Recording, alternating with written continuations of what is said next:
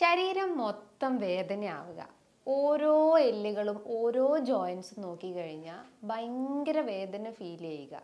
ഒത്തിരി ആളുകൾ ഈ ഒരു കംപ്ലയിൻസ് വന്ന് ക്ലിനിക്കിൽ വന്നിട്ട് പറയാറുണ്ട്. അപ്പോൾ നമ്മൾ അവർക്ക് പല ടെസ്റ്റുകളും കൊടുക്കും, പക്ഷേ ടെസ്റ്റിലെല്ലാം നോർമലാണ്. എന്താണ് ഈ കണ്ടീഷൻസ്?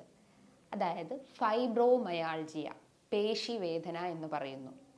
ഇന്നത്തെ വീഡിയോയിലൂടെ നമുക്ക് എന്താണ് ഈ ഫൈബ്രോമയാൾജിയ, അത് വരാനുള്ള കാരണങ്ങൾ എന്തൊക്കെയാണ്, അതിനെ നമുക്ക് മാനേജ് ചെയ്യാമെന്ന് നോക്കാം.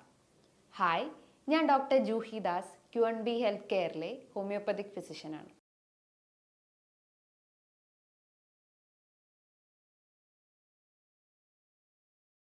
ഒരു 20 വയസ്സ് കഴിഞ്ഞിട്ടുള്ള കുട്ടികൾ വരെ പറയുന്ന ഒരു പ്രധാനപ്പെട്ട ഒരു ബുദ്ധിമുട്ടാണ് ശരീരം മൊത്തം വേദനയാവുന്നുണ്ട്.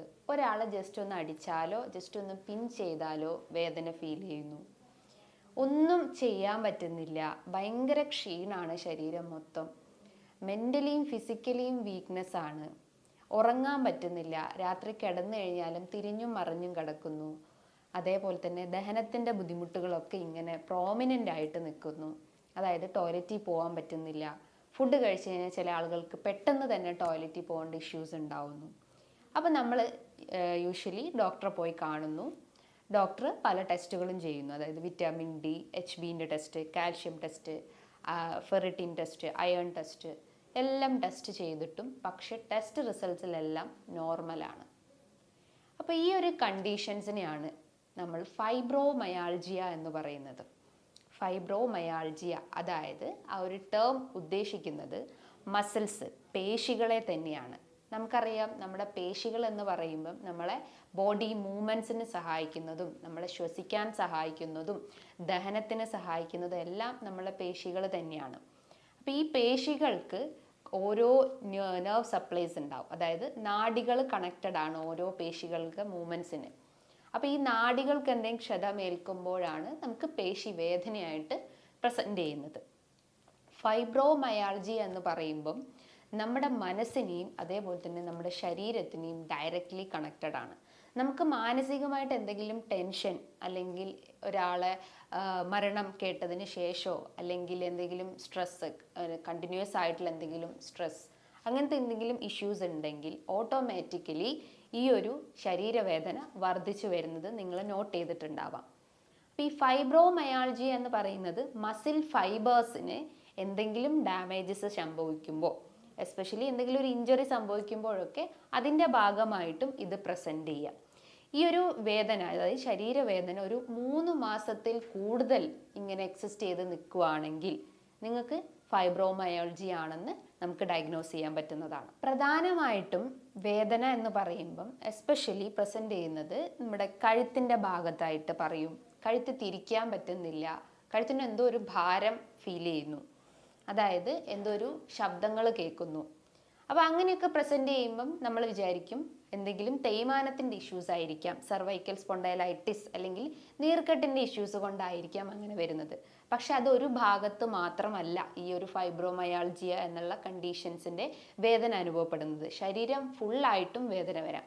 അതിൻ്റെ ഒരു പ്രഷർ പോയിന്റ് എന്ന് പറയുന്നതാണ് ഈ ഒരു കഴുത്തിൻ്റെ ഭാഗം. ചില ആളുകൾ പറയും ഈ ഒരു നമ്മുടെ ഈ തലയുടെ പുറകിലായിട്ട് ഓസിപ്പിറ്റൽ റീജൺ എന്ന് പറയുന്നു, അവിടെയും വേദന പ്രസൻറ്റ് ചെയ്യാറുണ്ട്. ഒരു പെരിപ്പ് അല്ലെങ്കിൽ ഒരു മരവിപ്പ്, ഒരു തരിപ്പ് ഫീൽ ചെയ്യുക.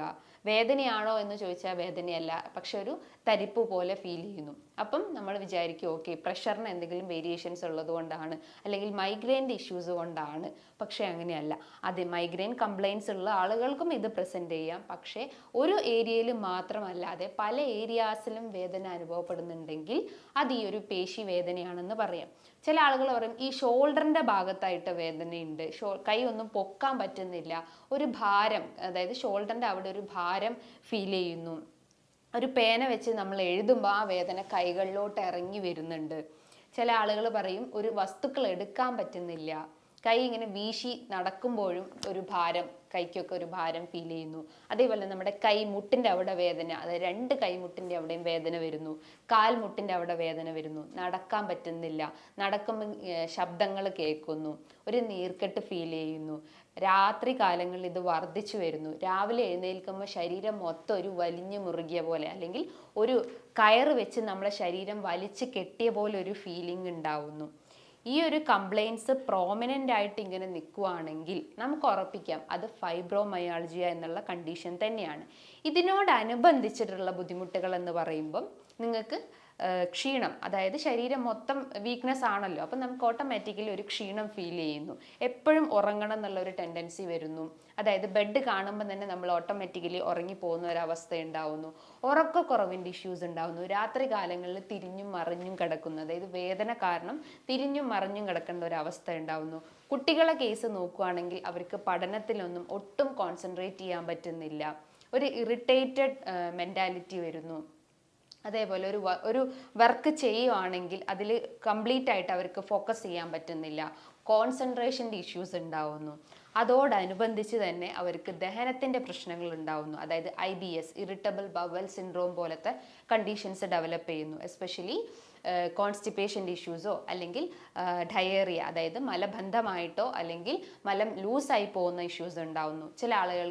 ചില ആളുകൾ മാത്രം പറയുന്ന ഒരു ബുദ്ധിമുട്ടാണ് വയറിനൊരു പിടുത്തം പോലെ, ഒരു വേദന പോലെ, അതായത് പേശികൾക്ക് ഉണ്ടാവുന്ന വേദന പോലെയും പ്രസൻറ്റ് ചെയ്യാറുണ്ട്. അപ്പോൾ ഇത്ര കംപ്ലയിൻസ് അല്ലെങ്കിൽ ഈ ഒരു കംപ്ലയിൻസ് ഓൾ ടുഗദറായിട്ട് പറയുവാണെങ്കിൽ അതിനെയാണ് നമ്മൾ ഫൈബ്രോമയാൾജിയ. അതിൻ്റെ വേദന എന്ന് പറയുമ്പം ഓരോ ഏരിയാസ് എന്നല്ല, നമ്മളെ ശരീരം ഫുള്ളായിട്ട് ഒരു ജനറലൈസ്ഡ് ബോഡി പെയിൻ എന്നാണ് മെയിൻലി പേഷ്യൻസ് വന്ന് പറയാറ്. അപ്പോൾ ഇത് വരാൻ ഒത്തിരി കാരണങ്ങളുണ്ട്. ആദ്യത്തേത് നമ്മൾ ഏജിങ്ങിൻ്റെ ഭാഗമായിട്ട് ഒരു 50 വയസ്സ് കഴിഞ്ഞിട്ടുള്ള ആളുകളെ മസിൽസ് നോക്കുകയാണെങ്കിൽ ഒരു സ്ട്രെങ്ത് കുറഞ്ഞതും അല്ലെങ്കിൽ സ്ട്രോങ് കുറഞ്ഞിട്ടുള്ള മസിൽസ് ആയിരിക്കാം, അപ്പോൾ അതിൻ്റെ ഭാഗമായിട്ട് കാണിക്കാം. രണ്ടാമതായിട്ട് ഫാമിലി ഹിസ്റ്ററി ഉള്ള ആളുകൾക്ക്, അതായത് നിങ്ങളെ ഗ്രാൻഡ് പാരൻസിനോ അച്ഛനോ അമ്മയ്ക്കോ ഇങ്ങനത്തെ ഒരു ബുദ്ധിമുട്ടുണ്ടെങ്കിൽ അതിൻ്റെ ഭാഗമായിട്ടും നിങ്ങൾക്കും വരാനുള്ള ഒരു ചാൻസസ് ഉണ്ട്. അതേപോലെ നിങ്ങൾ മുൻപ് എന്തെങ്കിലും വീഴ്ച സംഭവിച്ചിട്ടുണ്ടെങ്കിൽ, ഒന്നുകിൽ നട്ടൽ കുത്തി വീഴുക അല്ലെങ്കിൽ കൈമുട്ട് കുത്തി വീഴുക, അങ്ങനെ എന്തെങ്കിലും വീഴ്ചേൻ്റെ ഭാഗമായിട്ടും കുറച്ച് വർഷങ്ങൾക്ക് ശേഷമായിട്ടും ഇത്തരം വേദനകൾ പ്രസൻറ്റ് ചെയ്യാം. അതേപോലെ തന്നെ നിങ്ങൾക്ക് എന്തെങ്കിലും അഡിക്ഷൻസ്, എസ്പെഷ്യലി സ്മോക്കിംഗ് അല്ലെങ്കിൽ ആൽക്കഹോളിക് അഡിക്ഷൻസ് ഉണ്ടെങ്കിലും അതിൻ്റെ ഭാഗമായിട്ടും ഇത് പ്രസൻറ്റ് ചെയ്യാനുള്ളൊരു ചാൻസസ് ഉണ്ട്. നമുക്കറിയാം ഈ നിക്കോട്ടിൻ നമ്മളെ ബോഡിയിലേക്ക് എൻ്റർ ചെയ്ത് കഴിഞ്ഞാൽ അത് രക്തക്കുഴലുകളെ ഡാമേജ് ആക്കുന്നു, അല്ലെങ്കിൽ കൃത്യമായിട്ട് ബ്ലഡ് ഫ്ലോ നടക്കുന്നില്ല, അതായത് ഓരോ രക്തക്കുഴലുകളുടെയും കൃത്യമായിട്ട് രക്തം ഒഴുകാത്തൊരവസ്ഥ വരുന്നു. അപ്പോൾ ബ്ലോക്ക് ടെൻഡൻസി വരുന്നു, സ്ട്രോക്കിൻ്റെ ഇഷ്യൂസ് വരുന്നു, അതേപോലെ തന്നെ ഹെമറേജിക് സ്ട്രോക്ക്, ഹൃദയാഘാതത്തിൻ്റെ ലക്ഷണങ്ങൾ കാണിക്കാം. അപ്പോൾ അതൊക്കെ വരാനുള്ള ഒരു കാരണം എന്ന് പറയുന്നത് സ്മോക്കിംഗ് അല്ലെങ്കിൽ ആൽക്കഹോളിക് അഡിക്ഷൻസ് ആണ്. അപ്പോൾ അതിൻ്റെ ഭാഗമായിട്ടും പേശികൾക്കും വീക്ക്നെസ് അനുഭവപ്പെടാം, അപ്പോൾ നമുക്ക് വേദനയായിട്ട് പ്രസൻറ്റ് ചെയ്യാം. മറ്റൊരു പ്രധാനപ്പെട്ട ഒരു കാരണം അമിതവണ്ണം തന്നെയാണ്. നമുക്കറിയാം നമ്മളെ ബോഡി മാസ് ഇൻഡെക്സ് എന്ന് പറയുമ്പം നമ്മുടെ ഹൈറ്റിന് പ്രപ്പോർഷണൽ ആയിരിക്കണം നമ്മളെ വെയിറ്റ്. അപ്പോൾ ബോഡി മാസ് ഇൻഡെക്സ് ഒരു 35 എബോവ് ആണെങ്കിൽ നിങ്ങൾ ഓവർ വെയിറ്റ് ആണെന്ന് മനസ്സിലാക്കാം. അപ്പോൾ ഓവർ വെയിറ്റ് ഉള്ള ആളുകൾക്കും അതിൻ്റെ ഭാഗമായിട്ടും ഇത്തരം പ്രസൻറ്റേഷൻ വരാം, അല്ലെങ്കിൽ ഇത്തരം കംപ്ലയിൻറ്റ്സ് പ്രസൻറ്റ് ചെയ്യാനുള്ള ഒരു ചാൻസസ് ഉണ്ട്. അതേപോലെ എന്തെങ്കിലും infections, especially dengue, malaria, chikungunya, അങ്ങനെ എന്തെങ്കിലും ഇൻഫെക്ഷൻസ് വന്നു കഴിഞ്ഞാൽ, എസ്പെഷ്യലി ചിക്കൻ ഗുനിയൊക്കെ വന്നു കഴിഞ്ഞാൽ ഒരു നുറുങ്ങുന്ന വേദന എന്ന് പറയും, ശരീരം മൊത്തം വലിച്ചു കീറി മുറുകുന്ന ഒരു വേദനയായിരിക്കാം. ഓരോ ജോയിൻസും നമ്മൾ ജസ്റ്റ് ഒന്ന് ടച്ച് ചെയ്ത് കഴിഞ്ഞാൽ ആ ഒരു വേദന ഭയങ്കരമായിട്ടും പ്രസൻറ്റ് ചെയ്യുന്നത് കണ്ടിട്ടുണ്ട്. അപ്പോൾ ആ ഒരു ഇൻഫെക്ഷൻസ് വന്ന് ശരീരത്തിൽ പോയി കഴിഞ്ഞാലും ഒരു ആഫ്റ്റർ എഫക്റ്റ് ആയിട്ടും ഇത്തരം ഫൈബ്രോമയാൾജിയ കണ്ടീഷൻസ് ഡെവലപ്പ് ചെയ്യാനുള്ള ഒരു ചാൻസസ് ഉണ്ട്. അതേപോലെ നിങ്ങളുടെ ശരീരം കൃത്യമായിട്ട് വർക്കൗട്ട് ചെയ്യുന്നില്ല, അല്ലെങ്കിൽ ഫുഡ് കഴിക്കുന്നു, ഉറങ്ങുന്നു, ഈ ഒരു പാറ്റേൺ മാത്രമാണെങ്കിൽ, ഒട്ടും മൂവ്മെൻറ്റ്സ് ശരീരത്തിന് കൊടുക്കാതെ പ്രൊലോങ്ഡ് ആയിട്ട് ഒരേ പോസ്ചർ തന്നെ മെയിൻറ്റെയിൻ ചെയ്യുകയാണെങ്കിലും, ബോഡി മൂവ്മെൻറ്റ്സ് ഒന്നുമില്ലെങ്കിലും അതിൻ്റെ ഭാഗമായിട്ടും ഈ ഒരു പ്രസൻറ്റേഷൻ കാണിക്കാം. അതേപോലെ നിങ്ങളുടെ ഭക്ഷണ രീതികൾ തന്നെയാണ്. കൂടുതലായിട്ടും ഷുഗറി ഐറ്റംസ്, കൂടുതലായിട്ടും ഫാറ്റ് റിച്ച് ആയിട്ടുള്ള, അൺഹെൽത്തി ഫാറ്റ് റിച്ച് ആയിട്ടുള്ള ഭക്ഷണങ്ങൾ, പേസ്ട്രീസ്, ഐസ്ക്രീംസ്, ബിസ്ക്കറ്റ്സ്, അത്തരം ഫുഡ് ഐറ്റംസ് ഒക്കെ നിങ്ങൾ ഡേ ബൈ ഡേ നിങ്ങളുടെ ബോഡിയിലേക്ക് എൻ്റർ ചെയ്യുകയാണെങ്കിലും നിങ്ങൾക്ക് ഒബേസിറ്റീൻ്റെ പ്രശ്നങ്ങൾ ഉണ്ടാവുന്നു. അപ്പോൾ അതിൻ്റെ ഒരു എൻഡ് റിസൾട്ടായിട്ട് ഇത്തരം സിംറ്റംസ് പ്രോമിനൻ്റ് ആയിട്ട് നിൽക്കുന്നു. അതേപോലെ തന്നെ നിങ്ങളുടെ സ്ലീപ്പ് പോസ്ചർ അല്ലെങ്കിൽ നിങ്ങളുടെ സ്ലീപ്പിംഗ് പൊസിഷനും അല്ലെങ്കിൽ സ്ലീപ്പ് ഡ്യൂറേഷൻസ് ഇംബാലൻസ്ഡ് ആയിട്ടുണ്ടെങ്കിലും ഈ ഒരു പ്രസൻറ്റേഷൻ കാണിക്കാം അല്ലെങ്കിൽ ഇത്തരം ബുദ്ധിമുട്ടുകൾ കാണിക്കാം. മാനസികമായിട്ട് എന്തെങ്കിലും ടെൻഷൻസോ അല്ലെങ്കിൽ സ്ട്രെസ്സ്, ഫിസിക്കൽ സ്ട്രെസ് ആവട്ടെ അല്ലെങ്കിൽ ഇമോഷണൽ സ്ട്രെസ് ആവട്ടെ, നമ്മൾ കൂടുതലായിട്ട് എന്തെങ്കിലും വർക്കൗട്ട് ചെയ്യുക അല്ലെങ്കിൽ ഹെവി ജോലികളൊക്കെ ചെയ്യുമ്പോൾ അതിൻ്റെ ഭാഗമായിട്ട്, അതായത് ഫിസിക്കൽ സ്ട്രെസ് എന്ന് പറയുന്നു, അതിൻ്റെ ഭാഗമായിട്ടും കാണിക്കാം. അതേപോലെ തന്നെ എന്തെങ്കിലും ഇമോഷണൽ ഡാമേജസ് ഉണ്ടെങ്കിൽ, എന്തെങ്കിലും മെൻ്റൽ ട്രോമാസ്, ഒരാൾ മരണപ്പെട്ടു പോയതോ അല്ലെങ്കിൽ പെട്ടെന്ന് ഉണ്ടാകുന്ന എന്തെങ്കിലും ഷോക്കിംഗ് ന്യൂസോ അല്ലെങ്കിൽ എന്തെങ്കിലും കാലങ്ങളായിട്ടുള്ള നമ്മളൊരു സങ്കടം നമ്മൾ അലട്ടുന്നുണ്ടെങ്കിലും അതിൻ്റെ ഭാഗമായിട്ടും നമ്മളെ മൈൻഡ് ഓട്ടോമാറ്റിക്കലി ഡാമേജ് ആവുന്നു.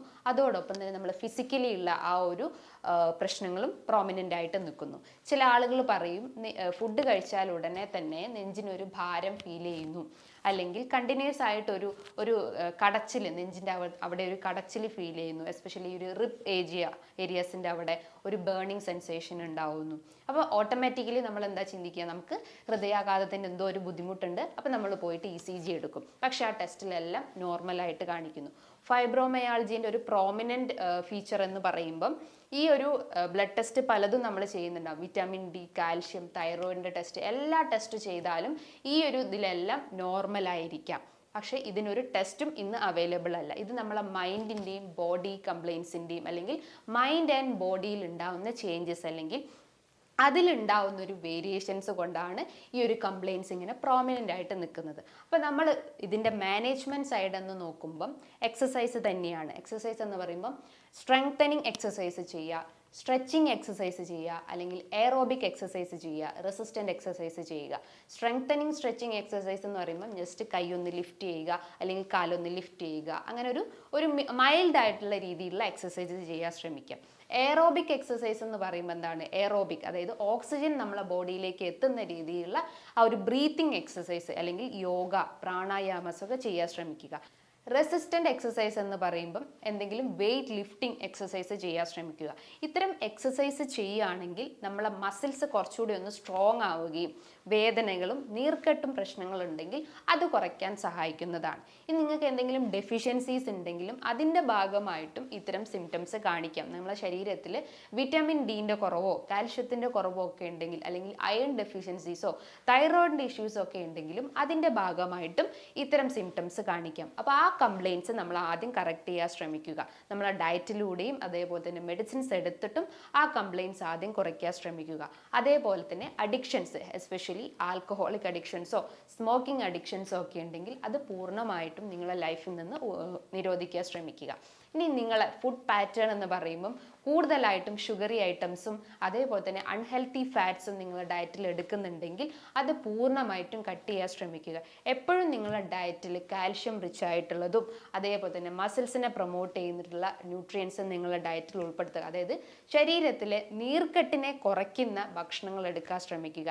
ആൻറ്റി ഇൻഫ്ലമേറ്ററി അല്ലെങ്കിൽ ആൻറ്റി ഓക്സിഡൻസ് റിച്ച് ആയിട്ടുള്ള വൈറ്റമിൻ സി, അതേപോലെ തന്നെ വൈറ്റമിൻ ഇ, വൈറ്റമിൻ കെ, അതായത് രക്തക്കുഴലുകളുടെ ആ ഒരു ഫങ്ഷനിങ് ഒക്കെ കറക്റ്റ് ആക്കാൻ വേണ്ടിയിട്ട് നിങ്ങളുടെ ഡയറ്റിൽ ഇത്തരം വിറ്റമിൻസും ഉൾപ്പെടുത്താൻ ശ്രമിക്കുക. അതായത് ഗ്രീൻ ലീഫി വെജിറ്റബിൾസ്, ഇലക്കറികൾ, അതേപോലെ തന്നെ ചെറുധാന്യങ്ങൾ, അതേപോലെ തന്നെ ചെറിയ മത്സ്യങ്ങൾ എടുക്കാം, നട്ട്സ് ഡെയിലി എടുക്കാം, സീഡ്സും നിങ്ങൾക്ക് ഡെയിലി എടുക്കാം. അപ്പോൾ ഈ കാര്യങ്ങളൊക്കെ കൃത്യമായിട്ട് നിങ്ങളുടെ ഡയറ്റിൽ ഉൾപ്പെടുത്തി കഴിഞ്ഞാൽ ഇത്തരം കംപ്ലയിൻസ് നമുക്ക് സ്റ്റാർട്ടിങ് തന്നെ നമുക്ക് റെഡ്യൂസ് ചെയ്യാൻ പറ്റുന്നതാണ്. നമുക്കറിയാം ഈ ഒരു കംപ്ലയിൻ്റ് ഒരു 3 മാസത്തിൽ കൂടുതൽ നിൽക്കുമ്പോഴാണ് നമ്മൾ ഈ ഒരു കംപ്ലയിൻസ് ആയിട്ട് അല്ലെങ്കിൽ ഈ ഒരു ഫൈബ്രോമയാൾജിയ എന്നുള്ള കണ്ടീഷൻസ് ആയിട്ട് നമ്മൾ പറയുന്നത്.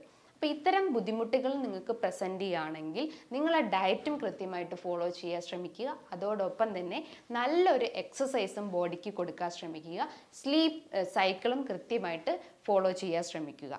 ഇനി ഇതുമായി ബന്ധപ്പെട്ട് നിങ്ങൾക്ക് എന്തെങ്കിലും സംശയങ്ങളുണ്ടെങ്കിൽ താഴെ കാണുന്ന നമ്പറിൽ കോൺടാക്റ്റ് ചെയ്യാവുന്നതാണ്. നല്ലൊരു ഹെൽത്ത് ടോപ്പിക്കുമായി വീണ്ടും കാണാം. താങ്ക്